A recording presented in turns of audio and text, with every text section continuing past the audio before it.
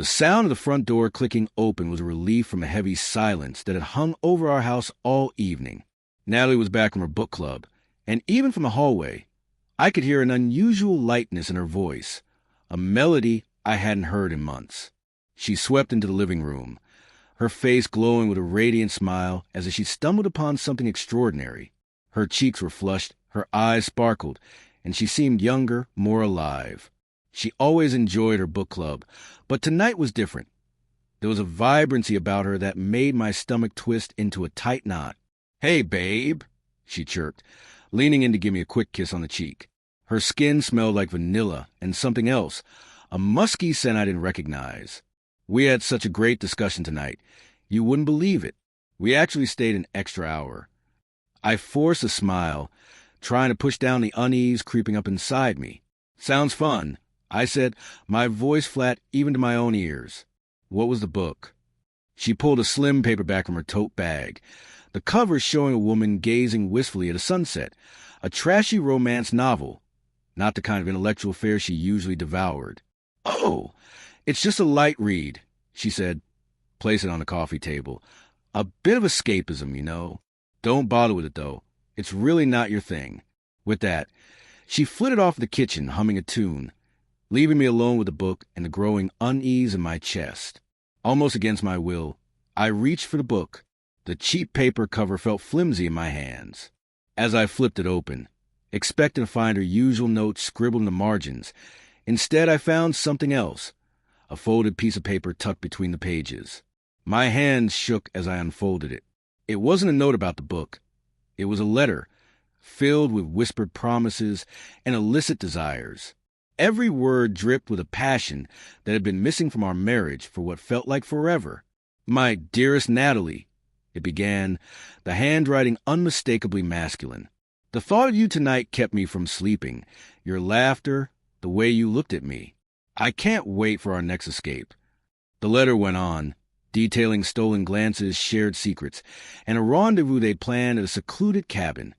The same cabin she claimed she was visiting with her sister for the weekend. My blood turned to ice as I read the words. The vibrant colors of the room seemed to fade into a dull gray.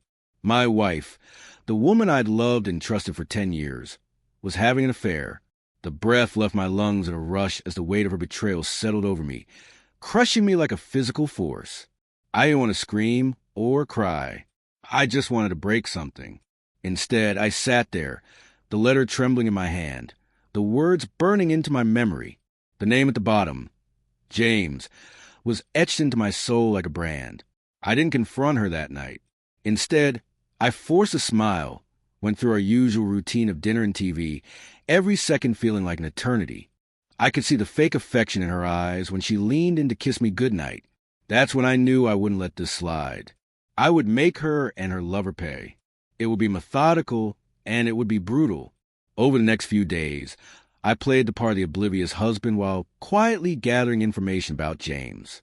I found him on social media, a smug, charming man in his late 30s, an architect of a life that seemed picture-perfect. I learned his routine, his office, his favorite spots. The more I uncovered, the colder my rage became. It wasn't a fiery anger, but a calculated, icy resolve. I also found a cabin mentioned in the letter. The following weekend, I told Natalie I was working overtime. Instead, I packed my things and drove to the cabin, arriving hours before they did. I let myself in with a key I'd taken from her purse while she slept. The cabin was small and secluded, the kind of place that reeked of cheap secrecy. I set up hidden cameras and waited. They arrived late, around 10 p.m., laughing and carrying bags of groceries. I watched them through the camera lens, their faces lit with the kind of joy that made my stomach churn. I waited another hour, letting them settle in, their laughter and whispers growing louder. Then I made my move. I kicked the door open, the force of it splintering the wood around the lock. The laughter died instantly as they turned to see me standing there, a dark figure silhouetted against the dim porch light. Natalie's face went pale, her hand flying to her mouth. James, initially defiant, took a step back, his bravado crumbling as he saw the look on my face. "Surprise," I said, my voice low and dangerous. Looks like you two were having a good time. James tried to recover, puffing out his chest. Who the hell are you? Get out of here. I ignored him, my eyes locked on Natalie. I walked toward her, each step deliberate. I just wanted to have a little chat, I said, pulling the letter from my pocket and waving it in front of her face. She gasped, but I didn't stop. I dropped it at her feet, then turned to James. And you, I said, my voice like ice. You've been building things that don't belong to you. He tried to act tough, but I could see the fear in his eyes.